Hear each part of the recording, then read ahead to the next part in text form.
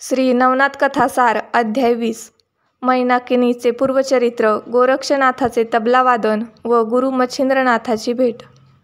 पुढे मारुतीने लहान रूप धारण केले व शृंगमुरुडात जाऊन गुप्त रूपाने राजवाड्यात प्रवेश केला. त्यावेळी राणी पद्मिनी आपल्या मंचकावर स्वस्थ निजली होती. तिच्या दासी वगैरे दुसरे कोणी जवळ नाही असे पाहून मारुती तिच्या महालात जाऊन मंचकावर बसला. त्याने राणीचा हात धरला. तेव्हा ती जागी झाली व मारुती तिच्या दृष्टीस पडला. त्या सरसे तिने त्याच्या पायांवर मस्तक ठेवले. असो, त्या राणीला तिलोत्तमा, मैनाकिनी व पद्मिनी अशी 3 नावे होती. ही 3 नावे पडण्याची कारणे अशी की सिंहल द्वीपामध्ये पद्मिनी स्त्रियात ही मैनाकिनी स्त्री फारच सुंदर होती. तिच्यासारखी रूपवती दुसरी नव्हती. एके दिवशी ती सहज आकाशाकडे पाहत असता त्यावेळी विमानात बसून जात असलेल्या वसूचे धोतर एके बाजूस होऊन विषयदंड विमानाच्या गवाक्षद्वारातून मैनाकिनीच्या पाहण्यात आला. तेव्हा तिला हसू आले. हे पाहून तो तिला म्हणाला, माझ्याविषयी तुला प्रीती उत्पन्न झाल्यामुळे तुला हसू आले आहे. खरोखर तू व्याभिचार कर्म करणारी पापीण आहेस. मी तसा भ्रष्ट नाही. सर्व वसूंमध्ये मी श्रेष्ठ व तपस्वी आहे असे असता माझ्या अभिलाषाची इच्छा करून हसतेस, तर आता श्रीराज्यात तुझी वस्ती होईल. तेथे तुला पुरुष दिसावयाचा नाही. तो शाप ऐकताच ती त्याची स्तुती करून म्हणाली, महाराज, चुकून अपराध घडला. त्याचा परिणाम अशा प्रकारचा झाला. जे प्रारब्धी असेल ते बिनतक्रार भोगले पाहिजे हे खरे. परंतु आता इतके तरी करा की मला उशाप देऊन आपल्या चरणाच्या ठिकाणी जागा द्यावी. ती प्रार्थना ऐकून वसूने उशाप दिला की, हे पद्मिनी, तुला सांगतो ऐक. श्रीराज्यात हल्ली राज्यपदावर राणी तिलोत्तमा बसलेली आहे. ती मरण पावल्यावर तू त्या राज्यपदावर बसशील. आता माझ्या ठिकाणी तुझा हेतू गुंतला आहे, तर माझा पुत्र मच्छिंद्रनाथ तुझशी रममान होईल. त्याच्यापासून तुला मीननाथ नावाचा एक पुत्र झाल्यावर मच्छिंद्रनाथ तुझपासून दूर जाईल. मग तूही स्वर्गाप्रत येऊन भोग भोगशील. हे ऐकताच मैनाकिनीने त्यास विचारले की त्या ठिकाणी एकही पुरुष नसून साऱ्याच स्त्रिया आहेत. मग त्यांना संतती तरी कशी होते? तेव्हा त्याने सांगितले की वायूचा पुत्र मारुती ऊर्ध्वरेता आहे. त्याच्या भुभुक्काराच्या योगाने स्त्रियांना गर्भधारणा होते. पण पुरुष गर्भ मात्र गळून जातो व स्त्रीगर्भ वाढतो. उपरीक्ष वसूने ही माहिती मैनाकिनीला सांगितल्यानंतर मच्छिंद्रनाथाची व माझी भेट कशी होईल म्हणून तिने त्यास विचारले. शिवाय तिने अशी शंका विचारली की ज्या ठिकाणी पुरुष मरण पावतात तेथे मच्छिंद्रनाथाचे येणे कोणत्या युक्तीने होईल हे मला कळवावे.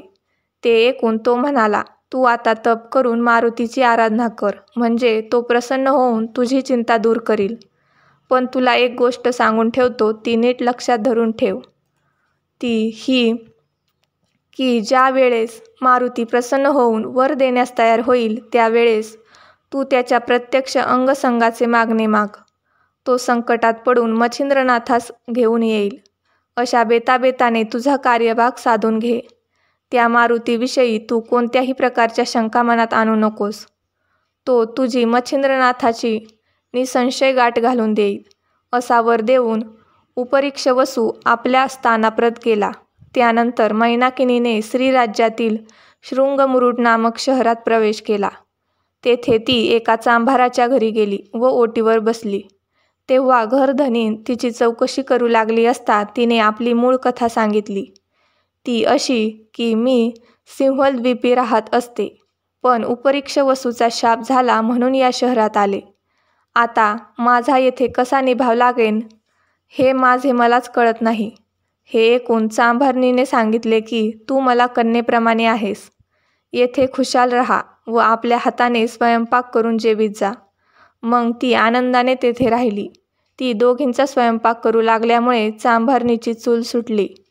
ती तेथे राहून आनंदामध्ये आपली कालक्रमणा करी. एके दिवशी तिलोत्तमा राणीने प्रधानादी दरबारातील स्त्रियास सांगितले की माझा वृद्धापकाळ झाल्यामुळे मी किती दिवस जगेन याचा नेम नाही. यास्तव या श्रीराज्यपदावर कोणाची स्थापना करावी याचा विचार केला पाहिजे. तेव्हा मंत्रिमंडळाने सांगितले की हत्तीच्या सोंडेत माळ देऊन त्यास नगरात पाठवावे व तो जिच्या गळ्यात माळ घालील तिला राज्यपदावर बसवावे ही युक्ती तिने आनंदाने मान्य केली. मग एका सुमुहूर्तावर हत्तीच्या सोंडेस माळ देऊन त्यास नगरात पाठविले. त्याने मैनाकिनीच्या गळ्यात माळ घातली.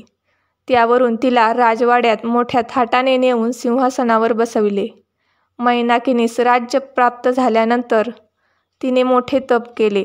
तिची निष्ठा पाहून मारुती प्रसन्न झाला वगैरे इतिहास मागे विदित केलाच आहे. ती सिंहद्वीपामध्ये असता तिच्या आईबापांनी आवडीने तिचे मैनाकिनी असे नाव ठेवले होते. ती सिंहद्वीपातील स्त्री पद्मिनी असल्याने लोक तिला त्याच नावाने हाक मारीत. तिला तिलोत्तमाचे राज्य मिळाल्यामुळे कोणी तिला तिलोत्तमा असेही म्हणत. अशी ही तिची 3 नावे प्रसिद्ध झाली. असो, मारुतीने मैनाकिनी राणीचा हात धरल्यानंतर तो म्हणाला की मी वचनात गुंतल्याप्रमाणे मच्छिंद्रनाथ तुझ्या स्वाधीन केला, परंतु तो आता येथे फार दिवस राहणार नाही, का की मच्छिंद्रनाथाचा शिष्य गोरक्षनाथ हा त्यास घेऊन जाण्यासाठी येथे येत आहे. तो सर्वांना अजिंक्य आहे. मी तुझ्यासाठी पुष्कळ उद्योग केला, श्रीरामानेही सांगून पाहिले, परंतु आम्हा उभयंतांचे त्याने ऐकले नाही. गोरक्षनाथ मच्छिंद्रनाथास नेल्याशिवाय राहणार नाही, म्हणून मारुती स्पष्ट बोलला. तसेच मारुतीने मैनाकिनीस सांगितले की गोरक्षनाथ आता येईल, त्यास हर युक्तीने येथे रमिव, पण तो विषयासक्त नाही हे लक्षात ठेव, आणि जसे होईल तसे करून त्यास तुझ्या छापेत आण. इतके सांगून मारुती निघून गेल्यानंतर मैनाकिनी चिंतेत पडली. इकडे गोरक्षनाथ कलिंगावेश्येसमागे शृंगमुरुडात जाऊन पोचला. ती सर्व मंडळी एका धर्मशाळेत उतरली होती. तेथून ती वेश्या आपला सार सरंजाम बरोबर घेऊन राजवाड्यात जावयास निघाली. तिच्या समागमे 5-7 जणी होत्या. तिने आपल्या आल्याची वर्दी देण्यासाठी द्वारपाळास सांगितले. त्यांनी तो निरोप राणीस कळविल्यावर तिच्या बरोबरीच्या मंडळीसुद्धा कचेरीत आणावयाचा राणीने हुकूम दिला. त्यावरून ती सभेमध्ये गेली. त्यावेळी मच्छिंद्रनाथ रत्नखचित सिंहासनावर बसला होता व शेजारी मैनाकिनी होती. त्यांच्या तैनातीस पुष्कळ स्त्रिया हजर होत्या. कलिंगेने दरबारात आल्यावर पद्मिनी राणीस सांगितले की आपली कीर्ती ऐकून मी या ठिकाणी आले आहे व आपले ऐश्वर्य पाहून समाधान पावले. तिने त्यावेळी पद्मिनीची फारच स्तुती केली. नंतर त्याच रात्रीस कलिंगेचा नाच करण्याचे राणीने नक्की ठरवल्यावर कलिंगा आपल्या बिराडी गेली. त्या समारंभाकरिता मैनाकिनीने सभामंडपात सर्व तयारी केली व कलिंगेला आणावयाला पाठविले. तेव्हा ती आपला साज सरंजाम घेऊन जाण्यास सिद्ध झाली. ते पाहून गोरक्षनाथही तीच समागमे जाण्यास निघाला. जाण्यापूर्वी त्याने तिला एकांती बोलावून सांगितले की मृदंग वाजवावयास मला दे. तो मी इतक्या कुशलतेने वाजवीन की मच्छिंद्रासह राणीस खुशच करीन. त्यावेळी लागेल तितका पैसा तू त्यांच्याजवळून मागून घे. परंतु कलिंगा म्हणाली की मी तुला बरोबर घेऊन गेले असते, परंतु तेथे सर्व स्त्रिया असून पुरुषाला जाण्याची मनाई आहे. तुला पाहून त्यांच्या मनात विकल्प येऊन अनेक संशय येतील. ते ऐकून गोरक्षनाथ म्हणाला, मी स्त्रीच्या रूपाने येतो. यात 2 फायदे आहेत. गुरुची भेट मला व्हावी हे माझे कार्य होईल व तुलाही पैसा पुष्कळ मिळेल. हे त्यांचे म्हणणे कलिंगेने कबूल केले. मग उत्तम तऱ्हेने लुगडे नेसून, चोळी घालून, वेणीफणी करून व दागदागिने घालून त्याने हुबेहूब स्त्रीचा वेश घेतला. नंतर ती सर्व मंडळी थक्क झाली. उर्वशीसारख्या स्त्रियांनी दासी व्हावे असे ते अप्रतिम रूप होते. ते पाहून राणी वगैरे मंडळींनी तिची अत्यंत वाखाणणी केली. कलिंगा मुख्य नायकीन, पण तिचेही गोरक्षच्या स्त्रीरूपापुढे तेज पडेनासे झाले. त्याने ताल सूर बरोबर जमवून मृदंगावर थाप दिली. नंतर नाच सुरू झाला. त्यावेळचे कलिंगेचे गाणे ऐकून सर्वांस अत्यानंद झाला. गोरक्षनाथाने मच्छिंद्रनाथास पाहताच मनात नमस्कार केला व इतके दिवसांनी दर्शन झाल्याने आपण कृतार्थ झालो असे त्यास वाटले. तेथील नृत्य गायनाचा समारंभ फारच अपूर्व झाला व खुद्द मच्छिंद्रनाथाने मांडो लावून शाबासकी दिली. परंतु त्यानंतर गोरक्षनाथ मृदंग वाजवीत असता मधून मधून चलो मच्छिंदर गोरख आया असा ध्वनी वारंवार उठवी. तो ऐकून मच्छिंद्रनाथा दचका बसे व गोरक्ष कसा आला या विचारात तो पडे. त्या आवाजाने त्याची मुखश्री उतरून गेली व गाण्यावरून त्याचे मन उडाले. तेव्हा असे होण्याचे कारण पद्मिनीने विचारले. त्यावरून त्याने तिला गोरक्षनाथाचा सर्व प्रकार मुळापासून कळविला. मारुतीने पद्मिनीस गोरक्ष आल्याविषयी सांगितलेली खूण पटताच तीही खरकन उतरून गेली. तेणेकरून त्या गाण्याच्या आनंदरंगाचा भंग झाला. तरी मैनाकिनी तशीच लक्ष देऊन ऐकत होती. काही वेळाने तिच्याही श्रवणी तसाच आवाज पडला. मग तिने कलावंतीने सांगितले की आमच्या संग्रही मृदंग आहे, तो वाजवून पहा. त्यावरून तिने तो वाजविला असताही तोच आवाज निघू लागला. राणीने आपली कलावंतीन वाजवावयास पाठविली, पण तिला चलो मच्छिंदर गोरख आया हे शब्द काढता येईनात. तेव्हा त्या श्रीवेशधाऱ्याला मैनाकिनीने एकीकडे नेऊन खरा प्रकार सांगण्याविषयी प्रार्थना करून गुरुची शपथ घातली. तेव्हा प्रकट होण्याचा हाच योग्य समय आहे असा विचार करून तो तिला म्हणाला की मी खरोखर श्री नव्हे, मच्छिंद्रनाथाचा प्रिय शिष्य गोरक्षनाथ आहे. तुझ्या राज्याच्या व्यवस्थेमुळे मी श्रीवेश घेतला आहे.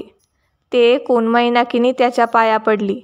मग रत्नखचित अलंकार व पुरुषांची उंची वस्त्रे आणून गोरक्षनाथास दिली. तेव्हा त्याने श्रीवेश टाकून पुरुषवेश घेतल्यानंतर ती त्याचा हात धरून त्या सभेमध्ये मच्छिंद्रनाथाकडे घेऊन गेली. तेथे तिने मच्छिंद्रनाथास खुणेने इशारा केला व सांगितले, तुमच्या भेटीची इच्छा धरून गोरक्षनाथ येथे आला आहे. प्रारब्ध उदयास आले म्हणून आज हा येथे दृष्टीस पडत आहे. याच्या योगाने संपूर्ण राष्ट्रास मोठे भूषण आहे. आता माझी सर्व काळजी दूर झाली. राज्याची जोखमदारी आपल्या अंगावर घेऊन हा मुलगा नीट राज्यकारभार चालविल. हा आता आपला धाकटा भाऊ मीननाथ याचेही उत्तम संगोपन करील. अशा प्रकारे मैनाकिनीने त्यास मोहून टाकण्याचा उत्तम घाट घातला. परंतु तो तिचा बेत पाहून गोरक्षनाथास हसू आले. तो तिला म्हणाला, आम्ही शुद्ध वैष्णव लोक, आम्हास हे भूषण काय कामाचे? विधवेला कुंकवाची उठाठेव कशाला पाहिजे? असे जरी त्याने बाह्यता म्हटले तरी मच्छिंद्रनाथ त्याच्या स्वाधीन होईपर्यंत पद्मिनी जसे वागविल तसे वागण्याचा त्याने बेत केला. नंतर मच्छिंद्रनाथाने गोरक्षनाथाच्या गळ्यास मिठी मारली व कलिंग नायकिनीस बहुत द्रव्य देऊन निरोप दिला. नंतर गुरुने शिष्यास नवल वर्तमान विचारले. तेव्हा त्याने आपली संपूर्ण हकीकत त्यास कळविली व आता तुम्हा सोडून मी कदापि एकटा राहावयाचा नाही म्हणून सांगितले. त्यावेळेस मच्छिंद्रनाथानेही त्याची परोपरीने समजूत करून म्हटले की तुझ्याविषयी मी निरंतर विचार करीत आहे, पण काय करू? न घडावे ते घडून आले. मला मारुतीने गोवून येथे आणून घातले, पण तुझ्या वाचून मला येथे चैन पडत नाही. अशी बहुत प्रकारांनी त्याची तो समजूत करू लागला. तेव्हा गोरक्षनाथ म्हणाला की तुमचे शिष्य अनेक आहेत. तुम्ही जाल तेथे दुसरेही पुष्कळ शिष्य कराल. त्या योगाने तुमची माया सर्व ठाई वाटली जाईल. पण मला तर तुम्ही एकटे गुरु आहात, म्हणून माझा सर्वस्वी तुमच्यावर जशी माशांना उदका वाचून गती नाही, तद्वत माझा सर्व आधार कायम तो तुम्हीच. असे भाषण करीत असता गोरक्षनाथाच्या नेत्रावाटे आसवे गळत होती. मग मच्छिंद्रनाथाने त्यास पुष्कळ बोध करून त्याचे समाधान केले. त्यावेळी त्यांची प्रेमाची बरीच भाषणे झाली. नंतर उभयतांनी एके ठिकाणी भोजन केले व एकाच ठिकाणी निद्रा केली. दुसरे दिवशी सकाळी नित्यकर्म झाल्यावर एका मांडीवर गोरक्ष व दुसऱ्या मांडीवर मीननाथ यांना घेऊन मच्छिंद्रनाथ रत्नखचित सिंहासनावर बसून गोष्टी सांगू लागले. पुढील अध्याय ऐकण्यासाठी या यूट्यूब चॅनलला लाईक करा, शेअर करा आणि सबस्क्राईब करा.